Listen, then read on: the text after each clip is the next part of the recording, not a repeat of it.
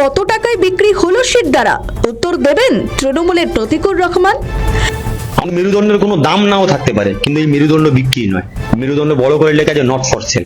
মেরুদণ্ড বড় করে লেখা আছে নট ফর সেল। 26শে বিধানসভা নির্বাচনের আগে বামফ্রন্টের যুব নেতা প্রতিকুর রহমানের দলবদল এখন রাজনৈতিক মহলের হটকেক। সিপিএম ছেড়ে সদ্যই তৃণমূলে যোগ দিয়েছেন এই যুব নেতা, কিন্তু গত লোকসভা নির্বাচনের সময় তার দেওয়াই বক্তব্য এখন সোশ্যাল মিডিয়ায় তুমুল ভাইরাল। শুনলেন নিশ্চয়ই, প্রতিকুর বলেছিলেন শিরদাঁড়া বিক্রি হয় না।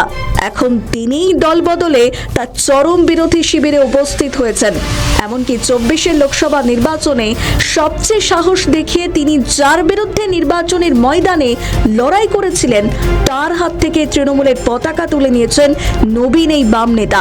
স্বভাবতই প্রশ্ন উঠছে, বামপন্থীদের শিরদাঁড়া বিক্রি হয় না বলে আওয়াজ তোলা প্রতিকুরের শিরদাঁড়া কত টাকায় বা কিসের প্রলোভনে বিক্রি হয়ে গেল?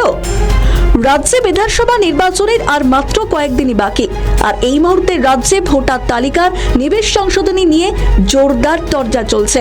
সুপ্রিম কোর্টের হস্তক্ষেপে এসআইআর এর তথ্যগত অসঙ্গতি মীমাংসার কাজ এবার থেকে বিচার বিভাগীয় আধিকারিকরা দেখবেন। এত বড় খবরও কার্যত ম্লান হয়েছে বাম যুবনেতা প্রতিকুর রহমানের তৃণমূলে যোগ দেওয়ার খবরে। অনেকেই মনে করছেন এর ফলে লাভবান হতে চলেছে তৃণমূল, আবার কেউ বলছেন নির্বাচনের ঠিক আগে বাম শিবিরে এই দ্বন্দ্ব দেখা দেওয়ার ফলে আখেরে লাভ তুলবে বিজেপি। প্রতিকুর রহমান 2024 লোকসভা নির্বাচনে ডায়মন্ড হারবারে দাঁড়িয়েছিলেন তৃণমূলের সর্বভারতীয় সাধারণ সম্পাদক অভিষেক বন্দ্যোপাধ্যায়ের বিরুদ্ধে। তবে তিনি ভোট পেয়েছিলেন মাত্র 5% সামান্য বেশি। সেদিক থেকে দেখলে প্রতিকুরের তৃণমূলে যোগ দেওয়ায় শাসক দলের খুব একটা লাভ হবে না। যা ক্ষতি হবার তার পুরনো দল সিপিএম এর হবে। তবে রাজনীতির লাভ ক্ষতি সব সময় ভোটের অঙ্ক দিয়ে হয় না।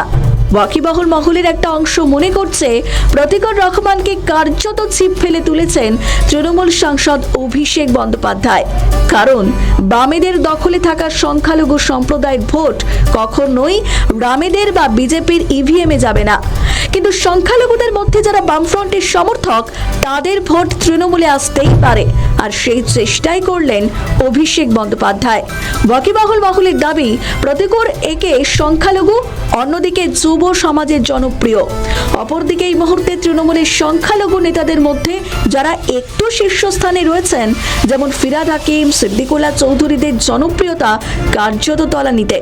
ফলে আসন্ন বিধানসভা নির্বাচনের আগে প্রতিকুর রহমানের মতো এক যুব নেতাকে দলে টেনে মাস্টার স্ট্রোকই দিলেন অভিষেক। কিন্তু যে প্রতিকুর গত লোকসভা নির্বাচন বা তার পরে ক্রমাগত তৃণমূলকে আক্রমণ করেছিলেন, তিনি একসময় বলেছিলেন যারা চুরি, ডাকাতি ও ধর্ষণ একসঙ্গে করে তাদের আমরা তৃণমূল বলি। যারা চুরি করে তাদেরকে আমরা চোর বলি না, যারা ডাকাতি করে তাদেরকে আমরা ডাকাত বলি, যারা ধর্ষণ করে তাদেরকে আমরা ধর্ষক বলি, আর যারা এই সমস্ত কাজ একসঙ্গে করে তাদেরকে আমরা তৃণমূল বলি, তৃণমূল বলি, তৃণমূল বলি। সেদিক থেকে দেখলে প্রতিকুর রহমানকে দলে নিয়ে তৃণমূলের যে খুব একটা লাভ হবে তা কিন্তু জোর দিয়ে বলা যাচ্ছে না। আমাদের ভিডিও ভালো লাগলে লাইক ও শেয়ার করুন, কমেন্ট সেকশনে আপনাদের মতামত জানান। আরও ভিডিও পেতে আমাদের চ্যানেলটিকে সাবস্ক্রাইব করুন এবং প্রতি মুহূর্তে খবরের আপডেট পেতে প্রেস করুন